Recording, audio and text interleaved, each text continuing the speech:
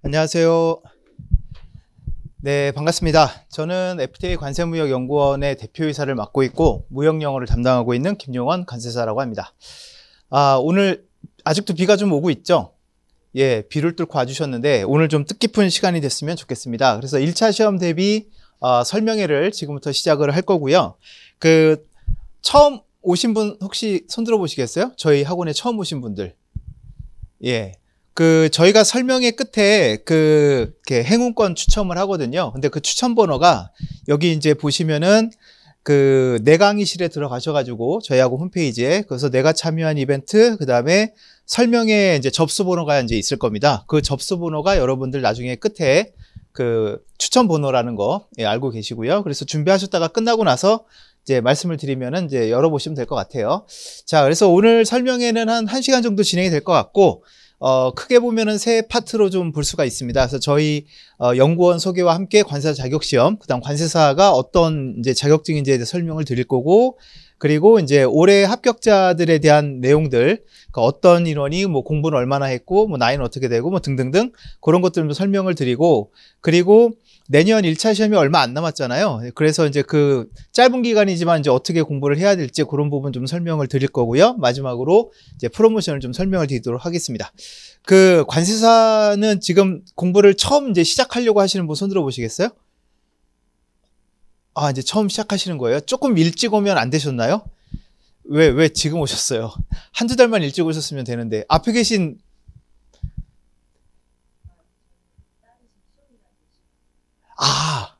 직접 공부하시는 게 아니고, 그래서 어떡할까 좀 그러고 있었는데, 따님 대신에 오신 거예요? 아니, 이거 유튜브에 올라도 가는데 영상이. 그건 딸이 얘기 안 해주셨나 보네.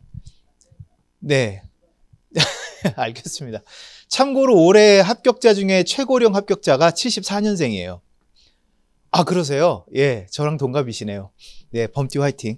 네, 자, 그래서 자식이 3명이나 있는데, 예, 대학교 다니고 있는 자식을 둘, 그 다음에 고2 막내를 두고 있는 그 엄마가 올해 합격을 하셨더라고요. 대단하시죠? 자, 그래서 저희 FTA 관세무역연구원 소개하고 그 다음에 자격시험 소개를 좀 드리도록 하겠습니다. 일단 저희 FTA 관세무역연구원은 이름에도 나와 있지만 이제 무역이라든가 관세라든가 이런 관련된 모든 교육을 다 담당하고 있는 기관이라고 보시면 될 것 같습니다. 그래서 관세사가 가장 대표적인 저희가 운영하는 과정이고요. 그 다음에 FTA 관세 전문가 과정, 이런 것들은 이제 실무자 과정이라고 보시면 될 것 같고요. 그 다음에 관세사 말고 유명한 것 꽤 많죠. 무역영어 검정시험, 국제무역사, 원산지관리사, 보세사. 그래서 이런 자격증 교육들을 저희가 하고 있고 거의 국내에선 탑이라고 보시면 될 것 같습니다. 자, 그리고 저희 FTA 관세무역연구원의 장점은 뭐냐? 일단 아무래도 학원은 제일 중요한 게 강사진이겠죠. 그래서 저희 학원의 강사진들은 흔히 말하는 일타 강사님들이 다 모여 계시다라고 보시면 되겠고, 그리고 이제 학교와도 활발한 교류를 하고 있다. 그래서 저도 그렇지만 많은 강사님들이 이제 대학원을 다 다니셨고 석박사 학위를 갖고 있고 지금도 대학에서 교수로 강의도 하고 계시고 해서 아무래도 이제 2차 시험은 이제 주관식 시험이고 논술 시험이잖아요. 그러면 이제 학계에서 어떤 부분이 트렌드인지를 좀 빨리 캐치를 할 수 있는 그런 장점이 있다. 그렇게 보시면 되겠고, 그 다음에 합격하는 것도 중요하지만 합격 후에 이제 어떤 법인으로 채용이 되느냐, 또 사회생활을 어떻게 시작하느냐 되게 중요한데, 저 같은 경우가 이제 16기 관세사거든요. 16기 관세사는 잘 모르시죠? 99년도 합격자예요. 몇 년생이에요? 오, 99년생이에요? 짠 거 같잖아, 이러니까. 아무튼, 앞에 있는 이분이 태어난 해에 제가 관세사를 합격을 했거든요. 그러니까 되게 고인물이에요. 예, 그래서 저랑 비슷한 또래의 뭐 동기, 선후배 분들이 지금 업계를 꽉 잡고 있는 관세법인의 대표님들이거든요. 그래서 그분들하고도 이제 여러 가지 교류를 하면서 그런 쪽에 채용이 되게끔 저희가 좀 지원도 해드리고, 예, 전화해가지고 싸파싸파 하면서 좀 잘 좀 부탁한다고도 해드리고 하고 있습니다. 자, 그래서 이왕이면 시작을 큰 법인에서 하는 것도 좋을 것 같습니다. 그 다음에 저희 학원은 또 다양한 장학제도도 운영을 하고 있습니다. 그리고 많은 분들이 좀 모르시는 게 있는데 기초생활수급자 등 약간 경제가 안 좋은 분들은 저희가 서류 같은 게 있잖아요. 증빙 서류만 있으면 90% 할인을 제공하기도 하고 있습니다. 떨어지면 뱉어내야 됩니다. 뻥입니다. 예, 그런 얘기를 안 하면 그냥 학원을 열심히 안 다니길래 떨어지면 다 뱉어내라고 제가 얘기를 하거든요. 그래서 매년 이 제도를 통해 가지고 합격한 친구들이 매년 한 명씩은 나와요. 그래서 굉장히 저는 뿌듯하게 생각을 하고 있습니다. 자, 뭐 지금까지 했던 얘기들 뭐 반복이니까 이건 넘어가고, 그리고 마지막 여기 노란색 줄 보시면 그 주요 대학 고시반과 MOU 체결하고 추진하고 있다 되어 있는데, 그 관세사 단독 고시반이 있는 학교도 있고 전체 고시반에 관세사반이 따로 있는 경우도 있고, 아무튼 그런 학교하고 저희가 다 제휴가 웬만하면 다 돼 있거든요. 그래서 거기 학교 출신이라는 걸 이제 증명하시면은 뭐 많이는 아니어도 조금의 할인이 들어간다. 그것도 좀 알고 계시면 될 것 같습니다. 자, 그래서 저희 학원이 13년도에 개원을 했는데 그 14년도 다음 해부터 이제 합격자가 이렇게 배출이 되고 있습니다. 예, 꽤 많은 인원이 배출이 되고 있습니다. 네, 90명 중에 거의 80명이 넘는 인원. 요게 이제 저희 학원 수강 기록이 있는 분들이고, 여기 밑에 있는 숫자는 저희 2차 모의고사, 예, 그 출신들이라고 보시면 될 것 같아요. 그래서 뭐 거의 뭐 싹쓸이 하고 있죠, 뭐. 네. 2019년까지는 이렇게 다 모여갖고 단체 사진이 가능했는데 2020년도엔 없죠. 되게 많이 합격한 해기도 한데 왜 그랬죠? 네, 코로나 때문에. 그래서 20년도 합격자들이 제일 불행한 것 같고, 이제 21년도부터는 다시 가능하게 됐습니다. 그래서 이렇게 사진을 찍고 있고, 예, 재작년이죠. 여러분들 재작년에 하셨어야 되는데 갑자기 169명 예, 합격이 돼가지고 꽤 많은 인원이 합격이 됐습니다. 그리고 이제 올해는 다시 90명으로 돌아온 것 같습니다. 그래서 보셔서 아시겠지만 한 100명이 넘는 많은 인원이 합격을 해가지고 완전 좀 합격 인원이 늘어나나 라고 기대를 했는데, 올해부터 보니까 다시 90명인 것 같아요. 네. 자, 그렇습니다. 자, 그래서 저희는 뭐 여러 가지 뭐 소비자 만족 5관왕 달성 뭐 돼 있는데 뭐 이런 상을 탔고 있고요. 그래서 다음은 당신 차례입니다 라고 이제 되어 있습니다. 다 합격을 하셔야겠죠? 그죠? 예. 따님은 지금 시험 기간이라 못 오셨나요? 기말고사? 예, 알겠습니다. 자, 이제 관세사에 대해서 간단히 좀 설명을 드리면, 처음 오신 분들이 있어서, 자, 무역 통관 분야의 전문 지식을 가진 자에게 국가가 시험을 거쳐 부여하는 자격을 취득한 자라고 되어 있습니다. 보통 국가 전문 자격이라고 합니다. 우리가 8대 자격이라고 하는 것들 있죠? 변호사, 변리사, 뭐죠? 법무사, 노무사 등등등. 자, 그런 부분들을 우리가 전문 자격이라고 하고, 전문 자격이라고 하는 거의 특징은 뭐냐?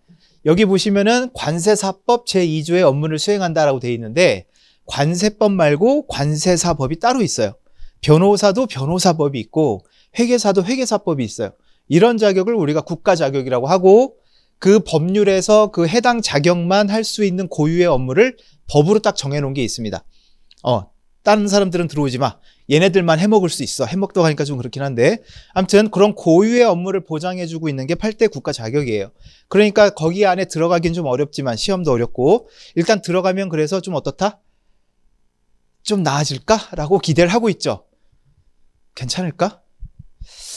괜찮을까? 졸려요? 어디든 여러분들 먹고 살기는 힘듭니다.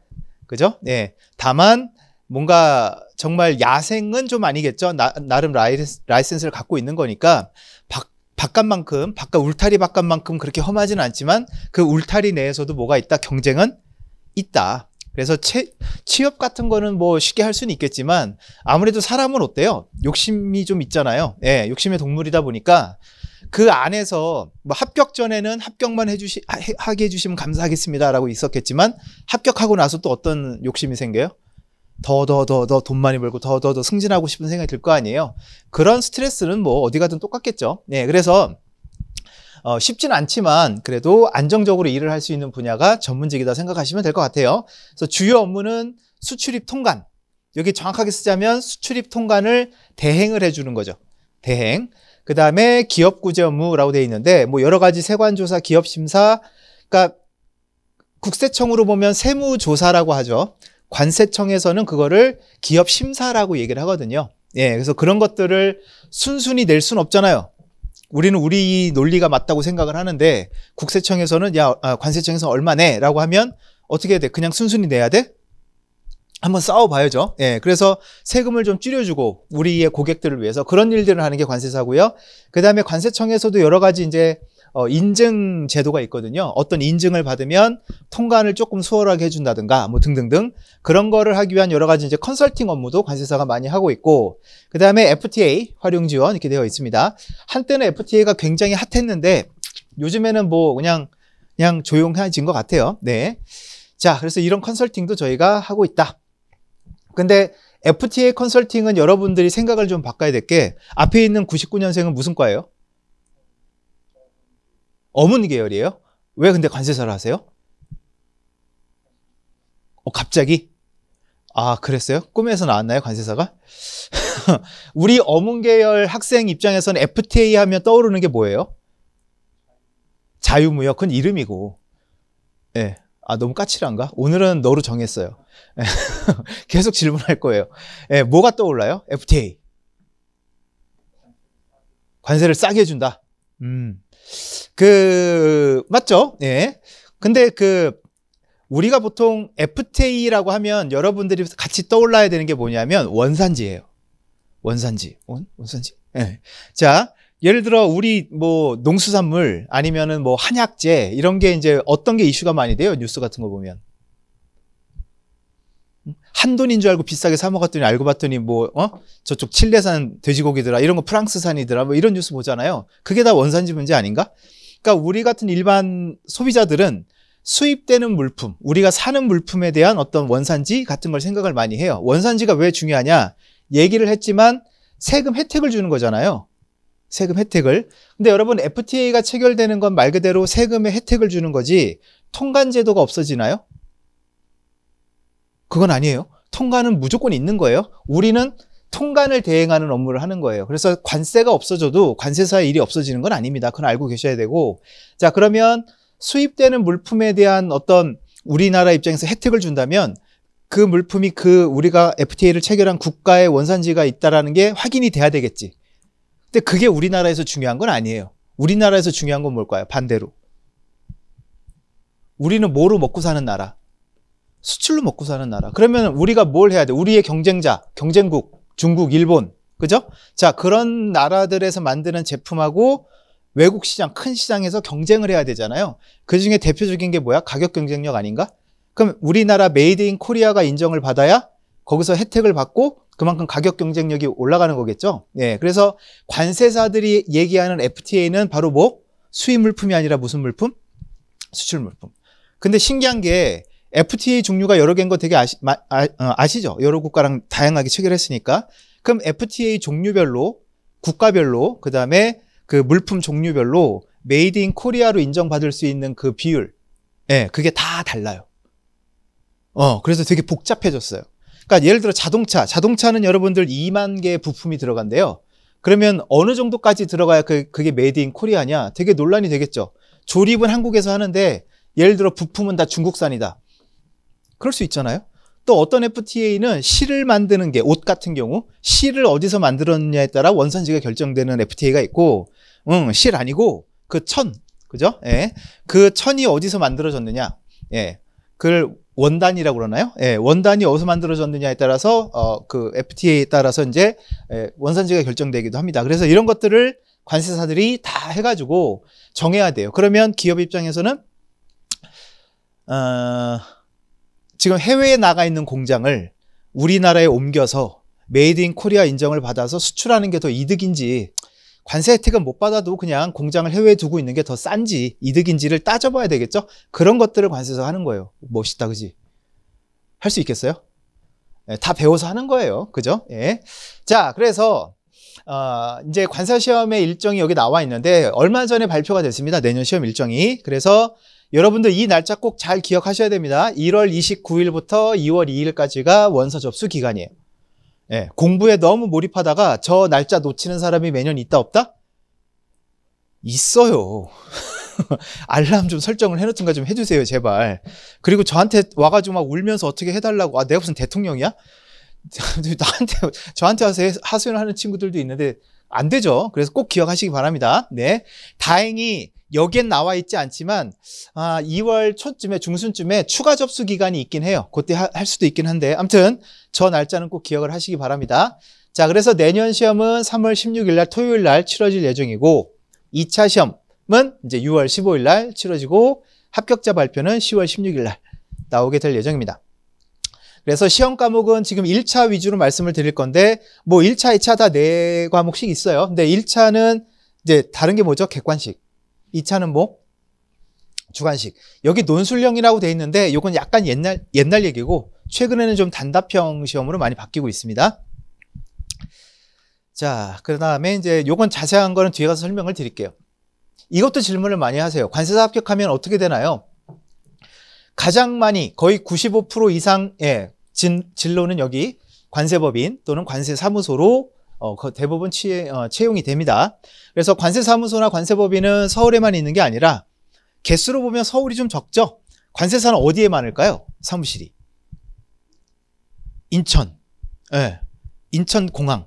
물론 여객청사, 우리가 맨날 가는 여객터미널에는 관세사가 없고 화물터미널 쪽에 다 모여있긴 합니다. 우리가 세무서 근처에 가면 세무사 사무실 많이 보이고 법원 근처 가면 변호사 사무실 많이 보이잖아요. 똑같아요. 그래서 항만, 공항 근처에 관세사가 많고 또 서울에서 많이 볼 수 있는 곳은 어디냐? 여러분 혹시 서울세관 아세요? 서울세관 어디에 있을까요? 네, 강남에 있어요. 저기 7호선 학동역에 있습니다. 학동역. 예, 그래서 7호선 학동역에 보면 서울세관이 있는데 그 근처에는 점심시간에 이제 넥타이 부대들 막 내려오겠죠. 돌멩이 탁 던져갖고 아 하고 딱 쳐다보면 관세사 아니면 세관 직원이에요. 아, 뻥 아니고 진짜야. 예, 진짜예요. 그래서 그쪽에 좀 많이 모여 있습니다. 자, 그 다음에 통관취급법인으로도 많이 갑니다. 통관취급법인은 좀 말이 어려운데 여기 밑에 보면 종합물류기업 써 있죠. 우리가 알고 있는 종합물류기업 어디가 있어요? 큰 물류기업.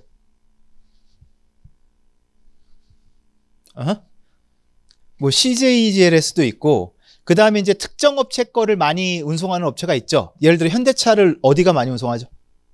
글로비스 들어봤죠? 예. 그 다음에 뭐 LG전자 같은 경우는 범한 판토스 뭐 이렇게 큰 물류기업들. 그 다음에 또 뭐 있죠? 해외에서 이렇게 막 이렇게 물건 들여올 때 이렇게 특송이라고 우리가 부르는 거. DHL, 페덱스 뭐 이런 업체들, 그런 업체들이 통관취급법인인 경우가 많아요. 그럼 이 사람들은 뭐냐? 이 사람들의 본래 업은 물류기업이에요. 그래서 물류기업들이 많은 물량을 이렇게 수입을 하다 보니, 수출 수입을 하다 보니 그거를 관세사에 다 넘기다 보니까 이제 어떻게 돼요? 통관 속도가, 배송 속도가, 한국 사람들 배송 늦어지면 어떻게 돼? 미치죠. 장난 아니죠. 예, 그러니까 그 통관을 빨리 하기 위해서 이 사람들은 자기가 취급하는 물량에 한해서만 통관을 직접 할 수 있어요. 다만 누구를 채용해서? 관세사를 의무적으로 채용을 해야 돼요. 예. 그래서 페덱스나 DHL 쪽 가면은 하루에 막 수십만 개씩 들어오거든요. 여러분들 그 DHL 비행기, 전용 비행기 있는 거 아시죠? 그런 물류기업들. 그건 이제 화물 전용기잖아요. 그럼 걔네들이 앞에 머리가 뒤로 화까닥 적겨져요. 그 뉴스에서 본 적 있나? 물건 내릴 때? 옆구리에서도 나오지만 이 머리가 뒤로 획가닥 젖혀져요. 그리고 이제 사오정이 나방 뿜듯이 거기서 진짜 나방같이 보여요. 관세사한테는 일거리잖아 다 샹. 네, 거기서 막 나오거든요. 그럼 그게 사실 그 여러 가지 전자적인 그런 처리 방식으로 해가지고 기계가 다 바코드 인식해가지고 그 뭐라 그러죠? 그 컨베이어 벨트 타고 오다 보면 기계가 타다다다닥 막 분류를 다 해요. 되게 신기해요. 이제 그렇게 하다 보면 거기에 뭐 옷이라고 신고했는데 하얀 가루가 들어있을 수 있고. 그죠? 예. 네. 그런 사건, 사고들이 정말 많이 일어나는 곳이기도 하고, 아, 이렇게 얘기하면 안 되겠다. 그럼 여기 안 가려고 하겠다. 아무튼 되게 복잡한 일들이 여기에서 좀 많이 일어나긴 합니다. 근데 좋은 건 뭐냐면 바쁠 때 딱 바쁘고, 예. 그 다음에 뭐 일반 이제 그 특송 물품을 취급하기 때문에 기업들 직접 상대해야 되는 일은 많지 않다.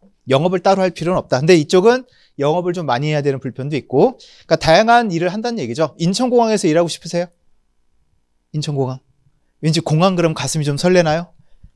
아니야? 예, 관세사한테는 인천공항은 유배지라고 불러요. 대리도 안 와요. 친구들을 불러서 야 한번 모이자 해서 영종도로 와. 그것도 한두 번이지. 내가 나가야 되는데 그럼 나갔다가 술 먹고 대리 불러서 오거나 택시를 타고 와야 되는데 영종도요 그럼 내리세요 이래요. 택시 아저씨가 아니 한 돈 10만 원 쥐어주든가. 아무튼 그래서 유배지라고 부르긴 하는데 돈 모으기는 좋다. 네, 자 그 다음에 수출입 대기업. 수출입 대기업은 신입사원을 뽑진 않습니다.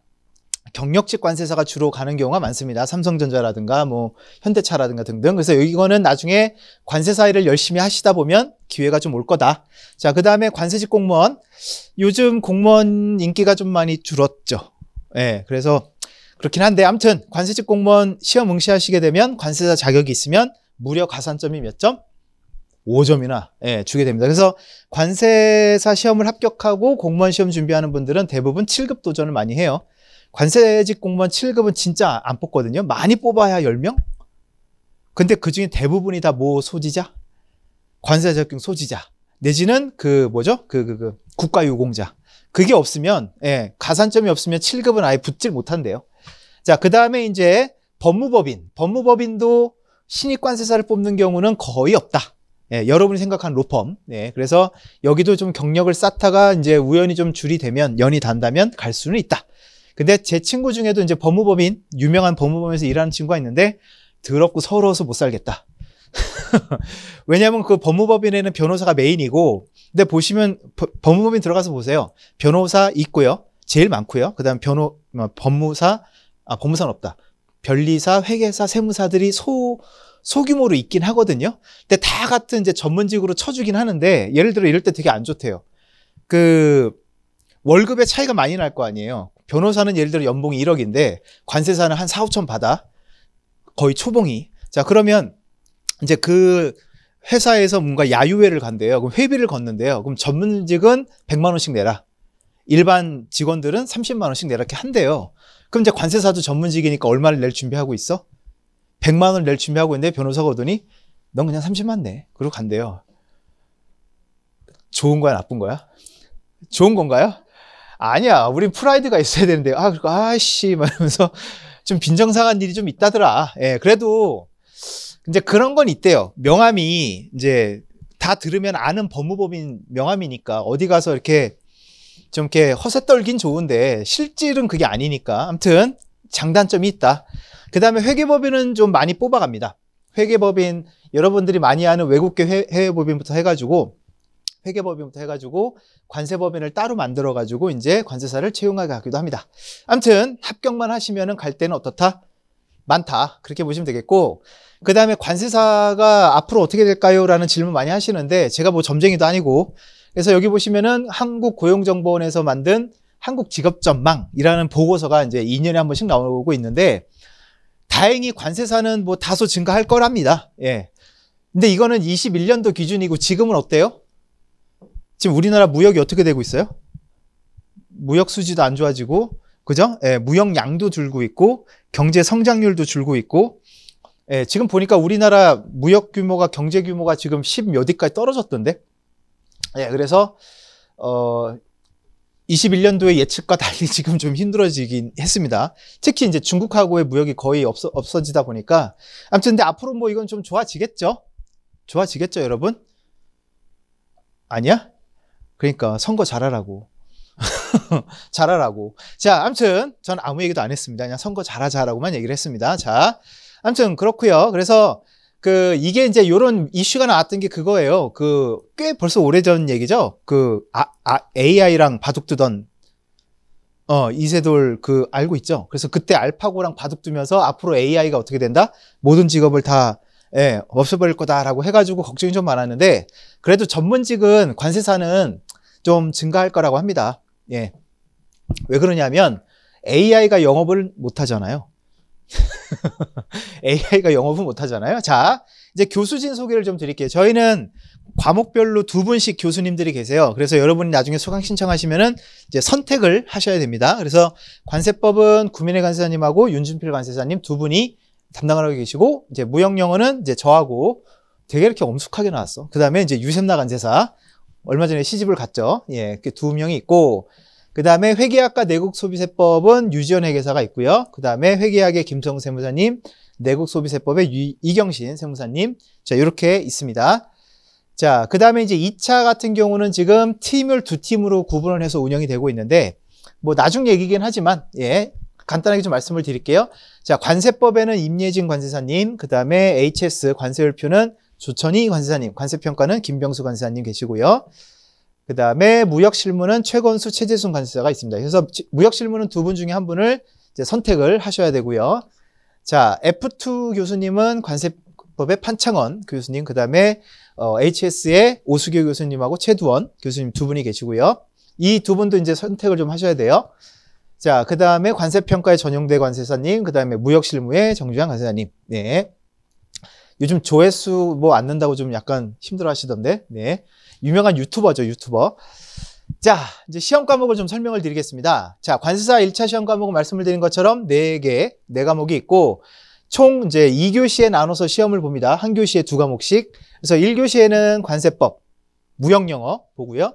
2교시에는 부가가치세, 개수세, 주세 해가지고 내국소비세법, 회계학 시험을 보는데, 뭐 어느 정도는 다 알고 계시죠? 1차 시험에 가장 어려운 과목은 뭐다? 네, 회계학. 좀 이따 나오겠지만, 회계학의 꽈락률이 54%인가 돼요. 꽈락이라는 게 몇 점이 안 되는 거죠? 40점. 네, 그래서 여러분들 공부하실 때 회계학의 시간 배정을 좀 많이 하셔야 됩니다. 자, 그 다음에 관세법은 여기 보시면은 FTA 특례법이라고 되어 있는데, 요건 우리가 이쪽 고시 용어로는 새끼 과목이라고 얘기를 해요. 예. 그래서 관세법 그 기본 이론 때는 다루지 않고 FTA 특례법은 따로 특강이 있거든요. 그래서 그거는 따로 이제 수강을 하셔야 될 거고. 그래서 FTA 특례법에서는 5, 7문제가 출제가 되고 있고요. 자, 무역영어는 혹시 무역영어 검정시험 갖고 계신 분 계세요? 무역영어 검정시험 있으세요? 몇 급이세요?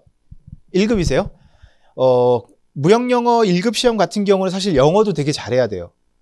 그죠? 예. 그래서 지문도 되게 길고 그 상황을 파악을 해야 되니까.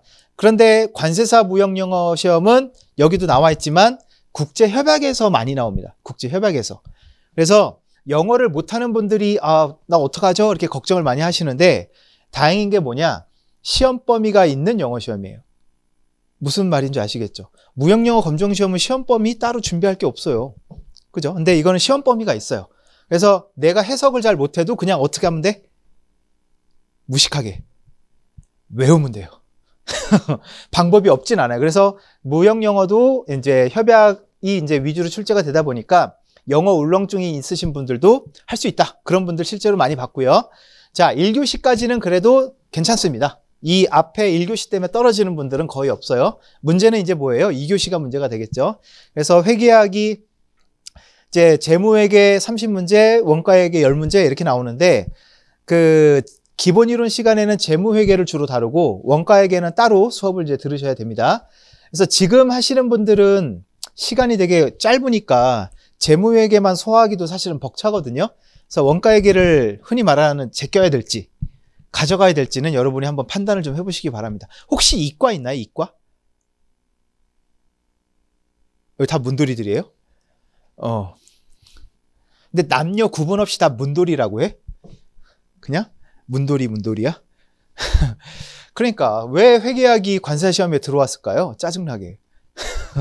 네, 한 7, 8년 전에 들어오긴 했는데 아무튼 우리 문과 문돌이들한테는 좀 굉장히 좀 잔인한 힘든 과목이라고 좀 보시면 될 것 같은데 그래도 40점만 넘기면 되잖아요. 예, 그래서 그거가 있으니까 우리가 100점 맞는 거를 목표로 하는 건 아니니까 한번 좀 버텨보시기 바랍니다. 그 다음에 내국소비세법은 부가가치세가 거의 30문제 정도 출제가 되고 개소세라는 건 개별 소비세를 말합니다. 좀 사치품, 비싼 거에 부과되는 관세고 주세는 다 아시겠죠? 예. 그래서 요런 개소세랑 주세에서 각각 5문제씩 출제가 됩니다. 자, 그렇고 이제 과목 소개인데 일단은 관세법은 1차 관세법은 무조건 얘는 고득점을 맞아야 되는 과목이에요.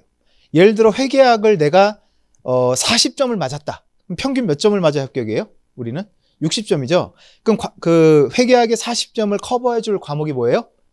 관세법이에요. 얘는 무조건 80점 이상 나와야 돼요.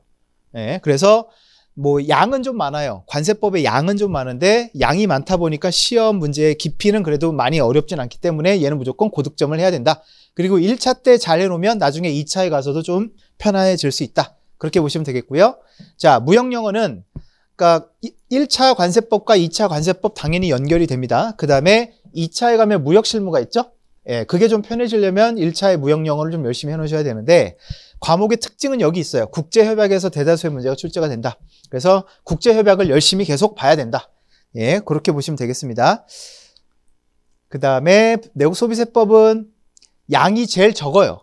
양이 제일 적기 때문에 조금 시작할 때는 좀 접근성이 좋다고 할 수는 있겠지만 관세법은 법이 양이 많기 때문에 교수님들이 많은 조작을 하지 않아도 문제를 출제할 곳이 어떻다? 되게 많아요. 예. 근데 내국소비세법 말씀을 드린 것처럼 문제 범위가 어떻다고 출제 범위가 좁아요. 이미 한 번씩 다 나왔었어요. 그걸 똑같이 낼 수 없잖아요. 그래서 어떻게 내요? 한 번씩 더 꽈요. 그래서 이게 점점 여기 보면은 고득점을 노릴 수 있는 효자 과목이라고 되어 있죠. 이거 제 얘기가 아니고 이경신 세무사님이 하신 얘기예요. 자긴 세무사니까 그렇지. 아무튼 여기에 속으면 안 돼요. 내국 소비세법도 쉽지 않다. 그리고 일단 회계학이 중요하니까 회계학 열심히 하고요. 그 다음에 무역영어, 영어 이러면서 영어 좀 하고요. 관세법, 관세사니까 이러면서 관세법 하고요. 그러니까 얘는 계속 어떻게 돼요? 내국 소비세법은 순위에서 밀려요. 그리고 책이 얇아 보이잖아요. 얇아요, 실제. 그러니까 만만해 보이거든요. 에이, 좀 있다. 하다가 이제 거의 지금쯤 와가지고 이걸 한번 딱 펴봤는데 이제 난리가 나죠, 그때부터. 그래서 얘도 버리면 안 된다. 그렇게 말씀을 꼭 드립니다. 결국은 버릴 게 없네요. 자, 회계학. 회계학은 말씀을 드린 것처럼 재무회계 30문제, 원가회계 10문제 이렇게 출제가 되고, 여기 보시면은 출제 빈도가 높고 이해하기 쉬운 파트에 집중을 해라. 즉, 다 가져가려고 하는 욕심은 어떻게 해라? 버리고 우리가 흔히 하는 선택과 집중이라고 하죠. 그거를 확실하게 해놔야 됩니다. 그러니까 대부분 회계학을 헤매는 분들이 다 하려고 그래요. 네, 다 하려고 그래요. 문과 주제. 우린 다 인정을 해야 돼요. 우리의 한계를. 우리는 문과야. 그죠? 수학 잘했으면은 다른 거 했겠지. 아무튼 그래서 다 하려고 욕심을 좀 버리고 40점을 안정적으로 맞을 수 있는 그 분야에 집중적으로 해야 되고, 한 가지 이제 말씀을 드린다면 여기 보면 2교시 80분 중에 회계학에 30분 할애해야 된다 이렇게 나와요. 아까 한 과목이 뭐였죠? 다른 과목이? 내국소비세법. 그래서 나중에 문제풀이나 모의고사 보면 학생들이 연습을 해요. 내국소비세법은 20분 만에 푸나 뭐 30분 만에 푸나 점수 편차가 크지가 않으니까 그걸 빨리 풀어버리고 많은 시간을 어디에 할애한다? 회계학에. 그러니까 모의고사 때는 그런 걸 이제 연습을 하는 겁니다. 자, 그래서 그 회계학을 전혀 공부해 본 적이 없는 분들은 기본 이론 듣기 전에, 재무회계 듣기 전에 기초 회계원리라는 거를 꼭 먼저 선수강하고 기본 이론을 들으셔야 돼요. 회계원리는 학원 홈페이지 보면 무료 강의에 올라와 있습니다. 한 13강, 14강 정도밖에 안 되니까. 이해되셨죠? 나머지 과목은 기본 이론 그대로 들으시면 돼요. 바로. 회계학만, 회계원리를 한번 듣고 오시면 된다. 그렇게 보시면 되겠고, 2차 시험은 답안지를 지금 깜빡하고 안 갖고 왔는데 약간 책으로 되어 있다고 보시면 돼요. A4지 사이즈로 해가지고. 그래서 22줄짜리가 16페이지가 제공이 됩니다. 한 권으로 이렇게 묶여 있어요. 그래서 그 2권씩 내는 좀 재수없는 친구들도 있습니다. 여러분들 기말고사, 중간고사 볼 때 좀 이렇게 그게 B4 사이즈야, A3 사이즈야. 이렇게 큰 종이 하나 주잖아요. 그럼 보통 60분 시험 앞뒤로 좀 꽉꽉 채워요? 채워요? 글씨 크게 써가지고 그런 건 아니에요? 근데 그거 1시간 동안 채우기도 좀 버거운데 얘는 80분 동안에 책을 써야 돼요. 지금 생각하면 감이 안 오는데 여러분들이 중간고사를 2, 3년씩 공부하지는 않잖아요. 2, 3년 공부하면 그 정도 못 쓸까요? 써요. 우리 99년생 무슨 쪽인지 물어봐도 돼? 어문 구체적으로 어느 나라어? 러시아어. 푸틴 아저씨는 잘 계세요? 그래요? 전쟁은 언제까지 한대요? 좀 그만하면 안 되나? 그랬으면 좋겠어요. 네. 아니, 러시아에 우리나라가 얼마나 인기가 많은지 여러분 아세요? 러시아가 옛날에 좀 경제가 어려워가지고 국가 부도 선언하고 했을 때 다른 나라들은 다 사업 다 접고 떠났거든요. 근데 우리나라만 거기 계속 붙어 있을 때 의리상. 그래서 다시 이제 좋아졌잖아요, 경제가. 그래서 우리 은인이다 막 이러면서 현대차 정말 많이 팔리고, 그 다음에 여러분 도시락 사발면 알지? 도시락. 난리도 아니야. 근데 거기에다가 웃긴 게 뭔지 알아요? 그 우리나라 업소용 마요네즈 있죠? 업소용 마요네즈, 이만한 거. 그거를 집안에다 놓고 모든 음식을 다 한 숟갈씩 부어 먹는데요, 러시아는. 그래서 그거 오뚜기 마요네즈랑, 뭐 아무튼 엄청 그런데, 어떻게 될려나 모르겠다. 그러니까 우리는 그러니까 그거예요. 그 관세사가 전문직이잖아. 그럼 가슴 속으로는 내 뭔가 감정, 뭐 나의 어떤 생각, 이념 이런 걸 따라갈 수 있지만 우리는 가슴은 뜨겁지만 뭐는 차가워야 돼? 머리는 차가워야 돼. 뭐가 관세사한테 유리할까? 그러니까 저가 공부하고 관세가 될 때 그때 이슈가 뭐였냐면 그 WTO 우루과이 라운드 들어봤어요? 그 전에는 우리나라가 쌀 수입을 아예 안 했어요. 못하게 했죠. 그런데 이제 WTO 가입을 하면서 우리나라가 이제 시장 개방이 되면서 뭐가 들어오기 시작했어요? 쌀이 들어오기 시작했어요. 그때 농민들, 우리 어머니는 기억이 날 거예요. 여의도에 농민들 쌀 갖고 와가지고 불태우고 난리도 아니었어요. 예, 그죠? 그때 가슴 속으로는 어떻게 우리나라 저 농민들 어떻게, 우리 할머니도 농사 짓는데 어떻게 막 생각이 들지만 머릿속으로는 아싸. 왜냐면 무역이 많아지면 관세사에 할 일이 많아지는 거잖아요. 아무튼 예, 자, 뭐 얘기하다 여기까지 왔지? 러시아라고 그랬나? 예. 그 관심 있는 분야가 뭐가 있어요? 시간 날 때 하는 거 뭐 없어요? 취미, 스포츠 보기 하진 않고 가끔 해요? 그럼 주로 어떤 종목? 축구. 그럼 어느 나라 축구? 아, 우리나라 축구 K리그 봐요? 응원하는 팀은? 딱히 없어. 그게 어딨어? 그게 뭐야? 응원 안 하면 무슨 재미로 봐? 어우, 잘하네. 어유, 막 이러면서 봐. 자, 예, 별로 재미가 없네, 이 친구는. 자, 만약에 이 친구가 K리그가 되게 재미있어 하는 친구인데, 어떤 친구를 만났어. 맥주 한잔 하는데, 아, 우리나라 K리그는 쓰레기래. EPL은 봐야지, 막 이러는 거야. 화 나, 안 나? 이러면서 K리그에 대한 얘기를 이 친구가 하기 시작해요. 술 먹으면서 1시간, 2시간이고 떠들 수 있지 않을까? 거꾸로 여러분들이 관심 있어 하는 분야 있을 거 아니에요. 뭐 영화를 좋아하든 좋아하는 가수가 있든 아니면 좋아하는 애니가 있든, 그러면은 친구한테 야 이거 한번 봐봐 되게 재밌어라고 할 때 설명을 해줄 수 있잖아. 그럼 1시간 이상 못 떠드나? 관심 있는 분야 떠들 수 있어요. 예, 그거랑 이거랑 다를 게 없어요, 여러분. 80분 동안 내가 어떻게 써라고 생각하겠지만 할 말이 너무 많아지게 돼요. 2, 3년 공부하게 되면. 무슨 말 이해되셨죠? 그래서 시간이 해결해 주는 문제지 지금부터 걱정하실 거는 없다. 네, 그렇게 생각하시면 될 겁니다. 동감? 오케이, 인정? 오케이, 네. 자, 그래서 좀 잔인합니다. 그러니까 80분씩 4교시를 봅니다. 네, 그래서 거의 끝나는 시간이 5시간 넘어가거든요. 사람이 진이 빠지고 죽습니다. 그래서 저 2차 시험 보고 와가지고 집에 와서 저녁 먹고 누웠거든요. 정말 눈 잠깐 감았다 떴다고 생각을 했는데, 분명히 저녁 먹고 여름이니까 6월달 시험 보니까 한 7시 돼도 화나잖아요. 그래서 저녁 먹고 화난 거 보고 잤어요. 근데 눈 떴는데 계속 화난 거예요. 했는데 정말 뻥 안 치고 22시간을 잤어요. 저희 어머니가 저 죽은 줄 알았대요. 엄마들 자주 하는 거 있잖아. 자고 있으면 야, 밥 먹어. 그럼 안 먹어. 그럼 뭐라 그래? 먹고 자. 보통 먹고 자 이러면 아씨 이러면서 나오는데 애가 반응이 없어서 죽은 줄 알았대요.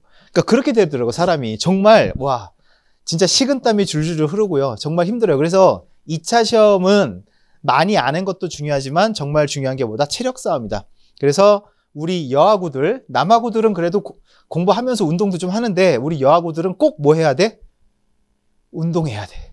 뭐 스트레스 받는 걸 자꾸 먹으려고, 그래 먹어도 되는데 먹어도 되는데 제발 좀 움직여서 그 하체 운동도 좀 하고. 왜냐면 이 허벅지가 제일 큰 근육이라잖아요. 그래서 이 운동을 계속하고 자극을 줘야 이게 전체적으로 혈액순환이 잘 된대. 그래야 뇌에도 이렇게 프레시한 피가 올라갈 거 아니냐고. 그래서 운동을 안 하면 이제 시험이 거의 6월 여름이니까 그때 가서 퍼지는 여하구들이 되게 많아요. 체력이 안 돼서. 그래서 공부도 좀 하셔야 된다.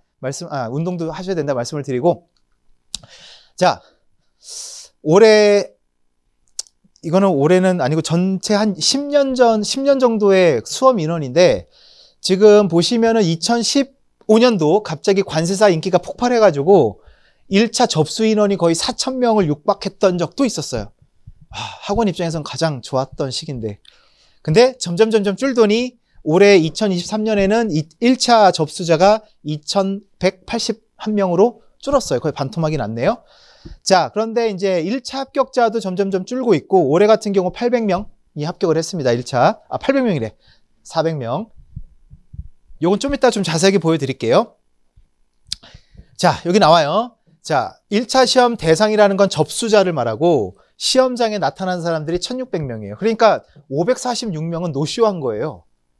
뭐야, 이 사람들은. 이해가 안 되네. 아무튼 그 중에서 400명이 합격을 했다. 그래서 합격률이 24.77% 나오는데, 이 합격률은 이 접수자 대상으로 해서 나온 통계예요. 그럼 이 사람들 빼고 사실은 실질 경쟁률은 뭘 해야 되겠어요? 응시를 해야 되겠죠. 그래서 거의 30%가 좀 넘어요. 이해되셨죠? 그래서 웬만큼 공부했다라고 한다면 합격은 합니다. 근데 제가 생각할 때 그래도 여유 있게 좀 안정적으로 합격할 수 있는 공부 기간은 1차가 한 5개월 잡거든요. 그래서 오늘부터 시작하신다면 화이팅. 네. 화이팅. 뭐 안 되는 건 아니겠지만 할 수는 있습니다. 3개월 만에 합격하는 분도 보긴 했어요. 예. 자, 보시면은 여기 보면 빨간색이 있죠. 근데 웃긴 게 여기 있어요. 1교시 1635명. 쉬는 시간 2교시 몇 명? 1620명. 15명은 어디 갔어? 집에 갔어요. 가도 돼요, 여러분. 예, 고등학교처럼 잡고 뭐 수혜 아저씨가 어디가 뭐 이런 안 해요. 그냥 가도 돼요. 예, 걱정하지 않으셔도 돼요. 뭐 시험 보다가 손 들고 나가도 돼요. 답안지 내고 가면. 저는 1차 시험 보고 이제 2차 시험 그 해 보러 갈 때는 경험 삼아 보러 가잖아요. 근데 1교시가 관세법이고 여러분 다시 한번 보시면 1교시가 관세법이고 짜증나게 그나마 우리가 좀 끄적거릴 수 있는 무역실무가 몇 교시예요?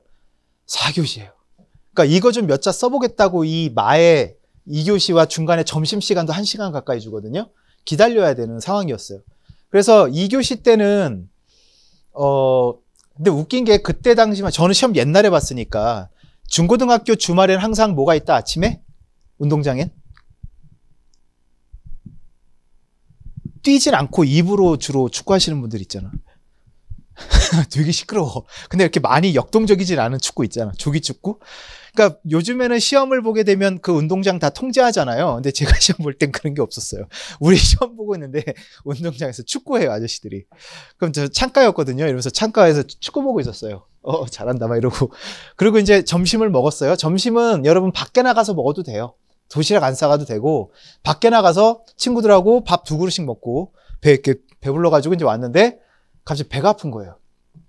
그래갖고 10분도 안 됐나? 저 화장실 좀 가야 될 것 같습니다. 그랬더니 감독관 아저씨가 지금 나가시면 못 들어옵니다. 네, 알아요. 그리고 나왔어요. 그리고 나서 또 축구를 봤죠. 아예 앉아서 스탠드에. 아무튼 그래서 이제 무역 실무를 이제 공부를 했는데 시험을 봤는데 이때 이제 느꼈던 게 뭐냐면 옆에서 이제 공부하신 분들은 열심히 쓸 거 아니에요. 와, 경이롭더라고요. 어떻게 쉬지 않고 쓰지? 예. 자, 그래서 여기 보시면은 꽈락률이 높네요. 57%예요. 회계학이.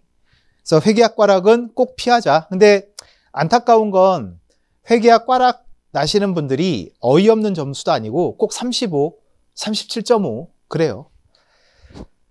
자다가 이불킥은 몇 번을 할 것 같은데. 그죠? 그날 좀 생각을 바꿔서 3번으로 밀었으면. 그죠? 2번으로 밀지 말고 3번으로 밀었으면. 자, 1차 시험 응시율 추이인데 아까 표에서 말씀을 드렸다시피 전반적으로 지금 좀 줄고 있긴 합니다. 그래서 이게 제가 뭐 학원이 개원한 건 13년도지만 제가 강의를 시작한 거는 99년도에 대학교 3학년 때 합격을 했고 빵빵년도에 그때부터 관세 강의는 시작을 했었거든요. 그러니까 지금 20몇 년은 강의를 했는데 이게 주기가 있어요. 사람이 줄었다가 이렇게 올라갔다 하는. 그래서 지금 약간 사람이 주는 시기니까 지금 빨리 합격해 놓으시는 게 좀 좋은 것 같아요. 점점 이렇게 늘어나면 안 됩니다. 자, 그 다음에 1차 시험 평균 점수인데 거의 예외 없이 2018년도부터 밑에 깔려있는 애가 하나 있죠. 보라색. 예, 무슨 과목? 회계학. 관세법이 요 하늘색인데 되게 높다가 이때는 뭐 65점. 평균 점수가 65면 진짜 높은 거죠. 그래서 하하 높다가 조금 이제 내려오긴 했어요. 네. 그 다음에 이제 내세법이 여기 있고 무역영어 노란색이 45점 이렇게 되어 있습니다. 그래서 회계학부터 잡는 게 굉장히 중요하다는 말씀을 좀 드렸고, 그 다음에 이제 올해 합격자에 대한 간단한 통계를 좀 말씀을 드릴게요. 올해 합격자는 일단 성비를 보면 올해부터 이제 여성 비율이 높아지기 시작했습니다. 6대 4예요. 여기도 지금 보시면은 남아구가 더 적죠? 그죠? 예. 무슨 일인지 모르겠어요, 갑자기. 네. 예전에는 관세사가 영업을 많이 해야 된다는 소문이 있어가지고 대부분 다 남학생이었거든요. 제 동기 중에 관세사 여자 동기가 2명인가 3명밖에 없어요. 얼굴도 몰라요, 사실. 본 적이 없어요. 3명인가 있대요. 근데 지금은 60%. 옛날처럼 그렇게 술 먹는 영업을 요즘 할까요, 안 할까요? 안 합니다. 걱정하지 마세요. 예. 누가 달라고 하면 신고하세요. 경찰에 신고하세요. 예. 그리고 옛날에는 업무를 따오려고 영업을 했어요. 술도 사고 막 했는데 요즘은 어떻게? 술만 얻어먹고 먹튀하는 사람들이 하도 많아가지고 이제는 계약을 하면 그날 밥을 산대요. 그렇게 보시면 될 것 같아요. 자, 그 다음에 연령 비율은 압도적으로 20대가 77%, 그 다음에 30대가 20%, 그 다음에 40대도 있습니다. 2명 나와 있어요. 여기 40대는 안 계시죠? 예, 없으실 거예요. 자, 그 다음에 동차 유예 비율인데, 동차하고 유예라는 용어는 다 아실 겁니다. 동차는 같은 해에 1차, 2차를 같이 붙는 걸 말하는 거고 좀 어렵죠. 유예는 1차 시험 보고 이제 다음 해에 이제 2차만 봤을 때 붙는 거를 말하고, 그래서 유예 합격자가 압도적으로 높습니다. 그래서 지금 하시는 분들은 내후년 동차를 바라본다. 어떻게 생각하세요? 어떻게 해야 될까? 지금 시작해요. 그러면 내년 1차 합격, 내후년 유예 합격. 1번. 2번이 그냥 처음부터 내후년 동차 합격. 어느 게 맞아? 1번, 2번. 뭐가 맞을까요? 1번이 맞아요? 확실해요? 어머니 생각은 어떻습니까? 1번 같아요? 네. 자, 만약에 내후년 동차를 목표로 지금 공부를 시작하잖아요. 그럼 여러분들의 마음은 어떨까요? 벌써 시험이 내후년이야. 25년도에 있어요. 지금 23년이잖아요. 어우, 너무 여유롭지 않아요? 올해 크리스마스는 뭐하지? 그죠? 설날 때는 어디 놀러 갈까 친구들하고 뭐 이런 생각 하고 있지 않을까? 아직 2년이나 남았으니까. 그럼 망하는 거예요. 고시 공부는 무조건 눈앞에 있는 시험을 위해서 죽어라 달리는 시험이에요. 합격하든 떨어지든 그건 중요한 게 아니에요. 그래서 일단은 내년 시험이 코앞이니까 내년 시험을 위해서 죽어라 하는 거예요. 합격할 확률 낮죠. 낮지만 하는 거예요. 그래서 합격하면 땡큐. 떨어지면 언제 어떻게 하겠어요? 내년 1차 떨어지든 붙든 4월부터 바로 2차 공부하는 건 똑같거든요. 이해되셨죠? 그러면 내후년에 동차 합격할 확률이 뭐가 더 높을까? 지금 1차를 죽어라 해놓은 게 있잖아요. 근데 여러분들 나중에 이제 공부해보시면 알 텐데 동차 합격을 하려면 되게 의외로 1차가 안정돼 있어야 돼요. 딱 요맘때가 되겠죠. 내년 요맘때. 2차가 잘 돼 있을까? 예상대로? 2차 잘 안 돼 있을걸요? 아씨 어떻게 이러고 있는데 또 이제 뭐가 다가오고 있어요? 1차가 다가오고 있죠? 여러분들의 멘탈은 어떻게 될까요? 안 돼요. 그래서 내후년 동차를 목표로 해야지 B. 이건 틀린 거고 제 귀에는 놀겠다는 소리고 네, 일단은 내후년 합격을 할 거라도 지금은 1차를 위해서 열심히 하는 게 맞다. 그래야 내후년 동차할 때 남는 게 있다. 자, 그래서 수험 기간 보시면 24개월 미만 30%, 그 다음에 36개월 미만 34% 이렇게 돼 있죠. 그래서 3년 이내에 합격하시는 분들이 64%예요. 그래서 관세사는 통계적으로도 실질적으로도 몇 년 안에 승부를 보고 나가는 게 맞다? 3년. 근데 3년이라고 해서 이게 무조건 횟수로 3년을 말하는 게 아니라 내가 2차 준비가 잘 돼 있는 상태로 2차 시험을 몇 번 본다? 2번 본다. 그렇게 생각하시면 돼요. 그러니까 여러분들이 이제 유예로 내년 1차 붙고 25년도 유예로 2차 시험을 봤어요. 나름 잘 썼어요. 100번 양보해서. 근데 그 채점 그 교수님이랑 나랑 뭐가 안 맞았나 봐. 케미가. 100번 양보해서 난 잘 썼는데 씨. 그래서 교수님이 이상한 사람이었어. 그렇게 생각하자고 우리 그렇게 편하게. 자, 그렇게 해서 떨어졌다 쳐요. 그러면은 다시 한번 준비해가지고 동차 준비해서 또 볼 거 아니에요, 2차를. 그럼 관세사 시험 제도가 모든 국가시험 마찬가지인데 그 올해 만약에 어떤 분이 관세법을 채점을 하잖아요. 그러면 그분이 다음 해에 똑같은 과목 채점을 못해요. 무슨 이해돼? 그럼 다음 해에는 다른 교수님들한테 채점을 받아보는 거죠, 평가를. 거기서도 까였다. 그럼 접어. 거기서 1년 더 하면 처음 만났던 그분이 다시 컴백해요. 이해되셨어요? 네, 그렇기 때문에 무조건 우리는 몇 년 안에 끝낸다? 3년 안에 끝낸다. 거기서 더 한다? 모르겠어요. 알아서 하세요. 여기 그래서 그 이상 오래 하신 분들은 정말 이분들은 정말 대단한 분들이에요. 진짜 역경을 이겨내신 분들이에요. 그래서 최소 수험 기간을 보면 뭐 15개월, 18개월 또 있어요. 예, 근데 이건 뭐 그냥 그렇구나라고 생각하시고 평균 수험 기간은 어디 나와 있죠? 예, 여기 나와 있네요. 30개월 정도. 예, 그래서 3년 안에 끝내는 걸 목표로 한다. 올해 여러분들 8년 6개월 만에 붙은 분이 있어요. 대단하죠? 예, 저분은 관세사 시험 제도의 역사와 함께한 분이에요. 처음 시작할 때 아마 회계학이 있었을까 모르겠다. 자, 동차생들은 아무래도 좀 공부 기간이 길어요. 그죠? 생동차라고 보통 얘기하는데 1, 2차를 처음 봐서 같이 다 합격하는 분은 거의 없다. 네, 그렇게 생각을 하시면 될 것 같습니다. 자, 넘어가서 그 다음에 출신 대학교별 합격자 현황 나와 있는데 보통 상위권에 드는 학교는 비슷해요. 돌아가면서 1등, 2등 이렇게 하는데 올해는 외대가 싹쓸이를 했어요. 13명이나 배출을 했습니다. 외대. 그래서 외대, 여기 동국대, 그 다음에 중대, 건대, 숭실대, 한양대, 경희대 요 정도 학교가 돌아가면서 1, 2등을 하는 학교인데 올해는 외대가 싹쓸이를 했습니다. 네. 근데 여기 보시면 여러분들 뭐 인천여상, 제주사대, 부설고 해가지고 고졸 출신 합격자들도 올해 나왔어요. 그래서 뭐 여러 가지 사정으로 대학을 안 갔는데 관사시험 합격할 수 있나요? 라고 물어보지 마세요. 그냥 보면 돼요. 예. 그래서 그렇다. 네. 자, 그 다음에 이제 중요한 건데, 이제 중요하다고 하긴 시간이 많지가 않아가지고 남은 기간이 시험까지. 일단 전반적인 커리를 좀 말씀을 드릴게요. 자, 지금 여기 나와 있는 거는 여러분들 실강 기준이에요. 실강 기준. 그래서 지금 보시면은 11월, 12월에 기본 이론 있고 문제풀이가 실강이 있습니다. 근데 이제 우리는 지금 중간이니까 12월이니까 지금 1월 달 걸 봐야 되는데 1, 2월 달에는 기본 이론이 있어요? 없어요?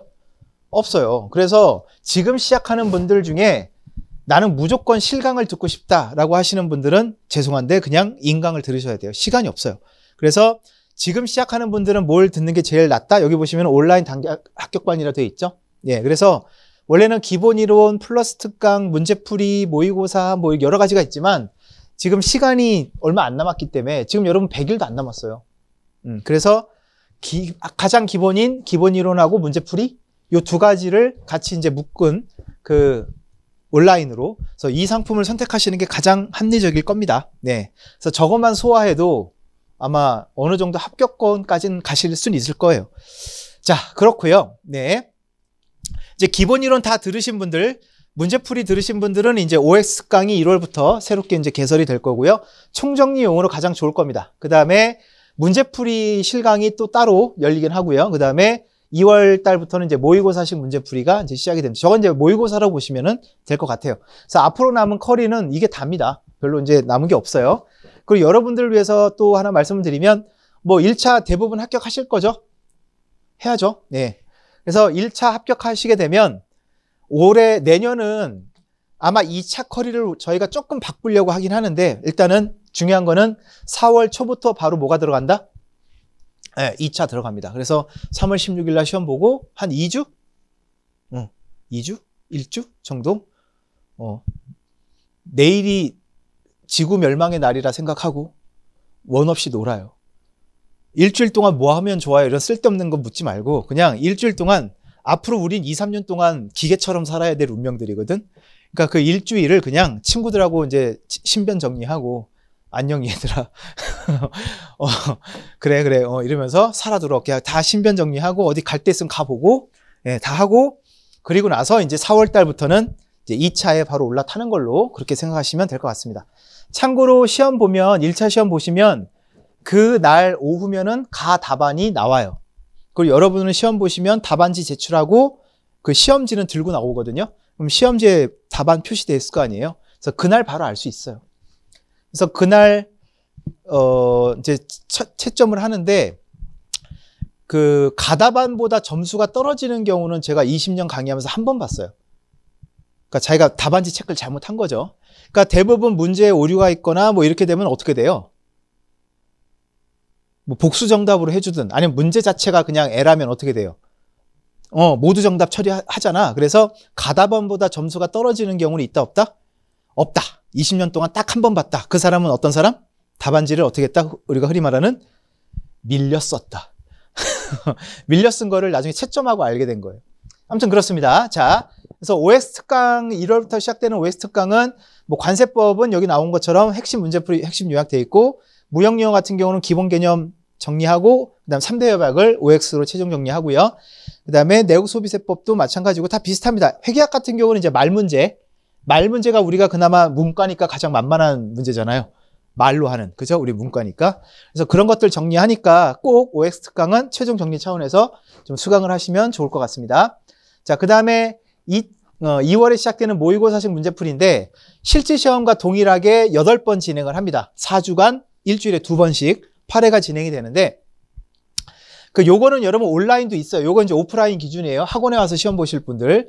그래서 시험 시간 전까지 20분 전까지 입시를 하시고 실제 시험하고 똑같아요. 하시고 그다음에 시험 종료 후에 이제 해설 강의가 제공이 됩니다. 집에 가면 강의가 또 있을 거예요. 예, 뭐 모범 답안 같은 것도 다 제공이 될 거고 그날. 자, 그다음에 지금 이 모의고사식 문제풀이는 여기 노란색 돼 있는데 매월 진행하는 전국 모의고사 다른 과정입니다 라고 돼 있어요. 요건 한 달짜리 과정인 거고 그거 말고 12월, 1월, 2월, 뭐 1월, 2월 해가지고 한 달에 한 번씩 이벤트처럼 보는 전국 모의고사가 있거든요. 그럼 별도로 신청을 하시는 거예요. 자, 됐고, 네. 나머지는 넘어가겠습니다. 그래서 2월 모의고사식 문제풀이는 온라인도 돼요. 여러분들. 뭐 걱정 안 하셔도 됩니다. 그 다음에 의미가 있나 모르겠다. 예. 아직 뭐 3개월밖에 안 남은 시점이라. 자, 정말 새로 하시는 분들. 2명, 3명, 4명. 한 달만 좀 일찍 오지. 그래도 할 수 있어요. 예, 3개월 만에 붙은 분들이 없진 않아요. 자, 그래서 새로 오시는 분들은 아까 얘기했던 뭐라고요? 단기 합격 과정. 예, 그거 딱 들으시면 되고. 그래서 일단 그 2가지 과정만 다 끝낸다고 보시면 될 것 같아요. 기본 이론하고 문제풀이하고. 자, 그 다음에 기존 수험생들은 이제 문제풀이를 하거나 뭐 해야 되겠죠. 그래서 문제풀이 되게 중요합니다. 객관식이기 때문에. 그래서 지금 시작하시는 분들도 꼭 명심하셔야 될 게 기본 이론을 최대한 빨리 끝내셔야 돼요. 기본 이론 자꾸 질질 끌고 가면 큰일 나요. 무슨 말 이해되세요? 문제풀이를 빨리 넘어가야 나중에 그게 기본 이론 정리할 때 훨씬 도움이 됩니다. 제 얘기를 꼭 믿으세요. 네. 자, 그리고 3월 달에는 이제 모의고사 보면서 최종 정리를 하는 시간을 가져야 되겠죠. 여러분들 지금까지 살면서 시험 보면서 손 떨려 본 적 있어요? 덜덜덜덜? 수능 볼 때 좀 떨렸어요? 덜덜덜덜? 떨렸어? 수능 볼 때? 아, 그래요? 그렇구나. 네, 덜덜덜덜. 저는 관사 시험 볼 때 손이 떨리더라고요. 2차 시험 볼 때. 덜덜덜덜. 예. 그래서 학원 안 온다고 학교 땡땡이 친다고 선생님이 엄마한테 이르는 것도 아니고, 그죠? 고등학교 때는 그렇게 타의적으로 공부를 한 것도 있잖아요, 사실. 근데 이제 관사 시험 같은 경우는 다 성인이고 누가 시켜서 하는 공부가 아니고 스스로 한 공부라 그 스스로 한 공부를 그 평가받는다라는 게 그렇게 더 떨리는 건가 봐요. 아무튼 그랬던 것 같습니다.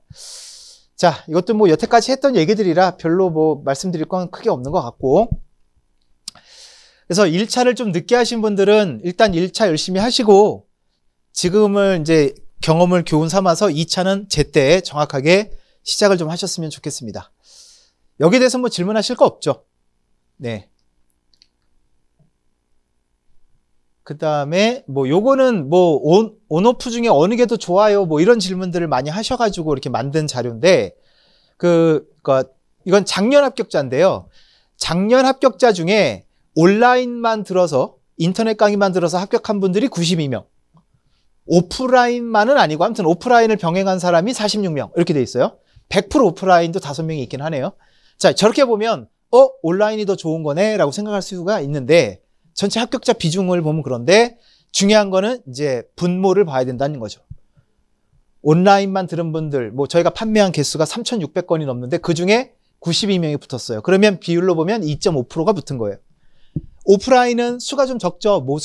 분모가. 그래서 138명인데 그 중에 5명이 붙었어요.